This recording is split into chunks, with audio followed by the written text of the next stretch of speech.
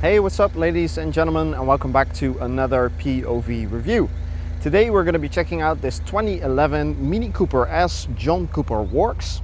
Whereas John Cooper Works is a bit of the, I guess, factory tuning that Mini offered back in the days on their already pretty quick Cooper S.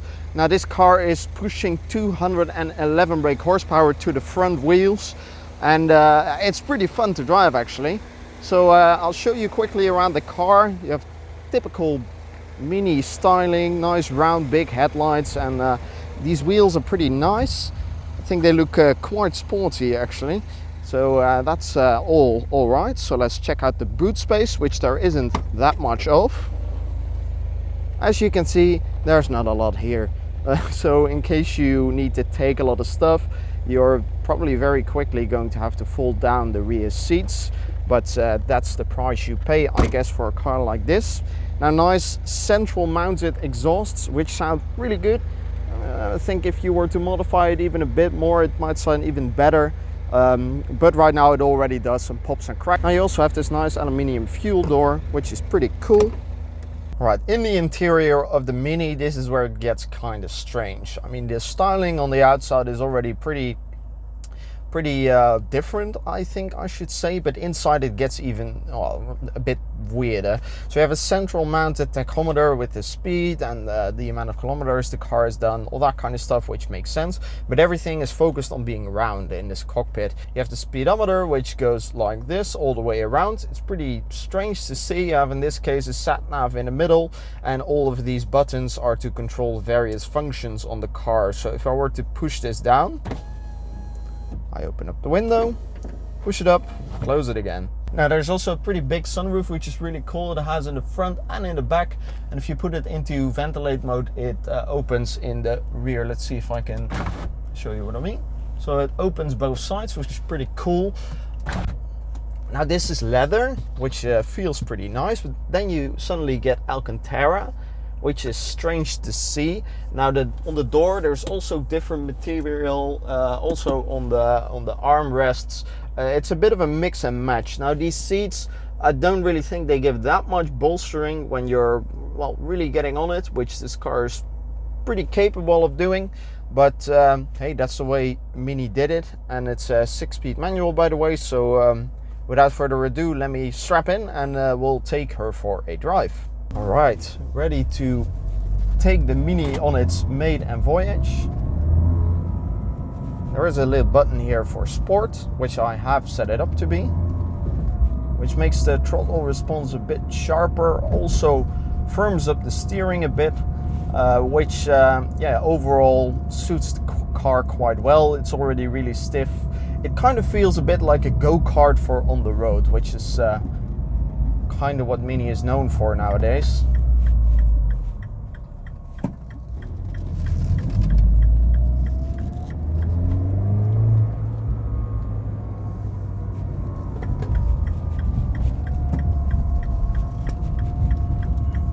That was a GT3, I think. And of course we're stuck behind a damn learning truck driver, which is not good. So whilst we're stuck behind this guy, let's take you through some of the things that I noticed while driving this already. So this is the tachometer, which I told you about. As you can see, when I speed up, kind of goes in circles, which I don't really think you'll look at it often because you have the central tachometer, which also well has the speed. So I think it's more of a dating back to the good old days than it is actually nicely functional, I think. Also pretty interesting is that you have a sun visor over here, which is your side sun visor. So instead of just folding this out, putting it to the side, you can also have a separate one for the left. And also a strange thing is that this headliner, it's like the material they use for your partial shelf in the back of the car, which is an interesting way to go about. So like I said, weird mix of different interior pieces. So Alcantara, leather, this weird stuff, some plastic, like this is all pretty hard plastic. It's a quirky car, I think you can say. Ah yes, he is going to the right, we are going straight. So finally we can get rid of him. shift down a gear, wait for him to move out of the way. There's a little tunnel coming, so I'll open up the window a bit.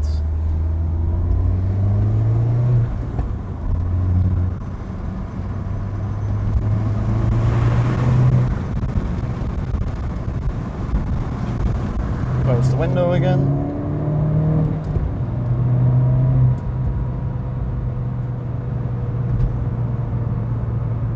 Right, as you can see, this thing gets up to speed quite nicely. The 211 brake horsepower is more than enough, especially considering this car only weighs in at about 1100 kilos, which is really light, and the handling is really good. It's very firm.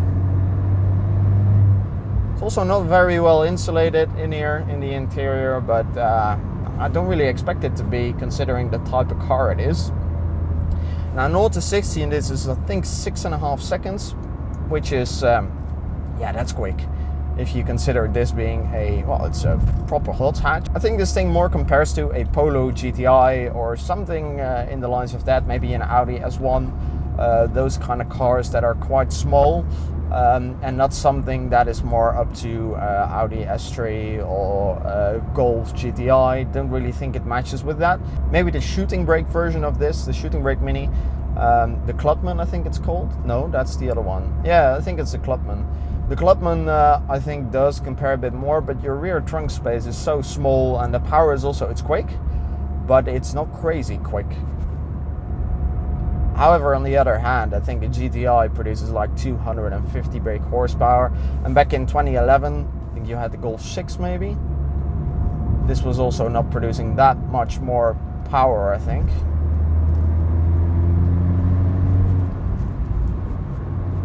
See, very firmly sprung, which is nice. It does suit the car really well. It is like a go-kart for the public roads.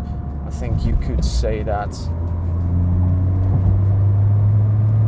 Especially once you get it up to above 4,000 RPM, it really starts going, and it's proper quick.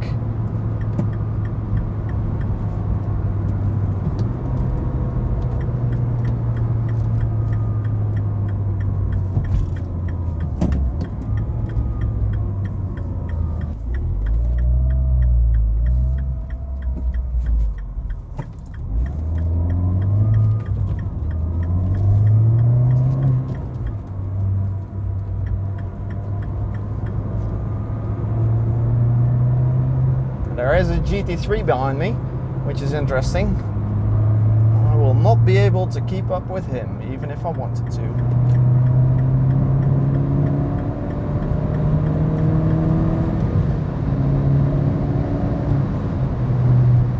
See, really quick. Yeah, the GT3 wants to get by, I think. You see me in my rear view mirror, so let me just scoot over once I pass these bikes.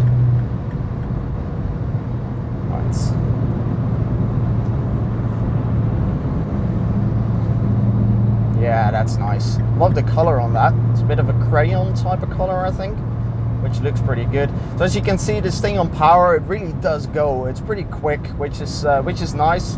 Not really made for driving long pieces of highway, I think. It's not what this car is intended for. Can do it, but sometimes you gotta admit some shortcomings of a car, whereas this one is it more being something that you toss around in the mountains than it is something that you drive a lot on the highway. And I'm not sure what the top speed of this is. I would imagine something like 220, maybe 240 kilometers per hour. I'm not sure. Something I would have to look up. But it doesn't really matter in this, does it? It's all about having fun and going through some twisty roads on maybe a mountain pass, which is really, I think, the spot where this car comes to life. Because driving it in the city, I was earlier driving it in the city, and it really didn't, I didn't like it, I shouldn't say, but you notice that the car isn't really in its right spot over there, which is not strange. It's not what it's meant for. I could also see the charm of taking this on, for instance, the Nürburgring and lapping it around, maybe upgrading the engine, giving it more power, maybe also slapping on a different exhaust system.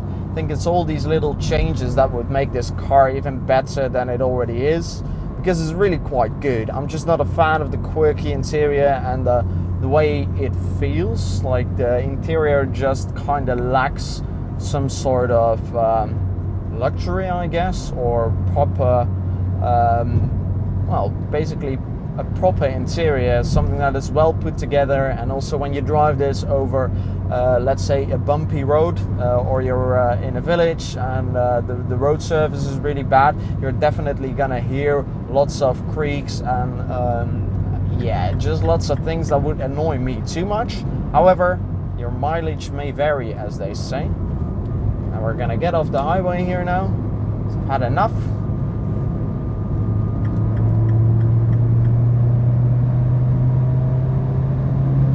A bad visibility spot, you can't really see anything over here, and we're good. Good thing about this is, if in case you need to quickly get away, this does work quite well for it. And these kind of turns, they're fun in this. I do think that the steering feels pretty light. Not getting lots of feel from the steering wheel actually, which is interesting, I think. We got a green.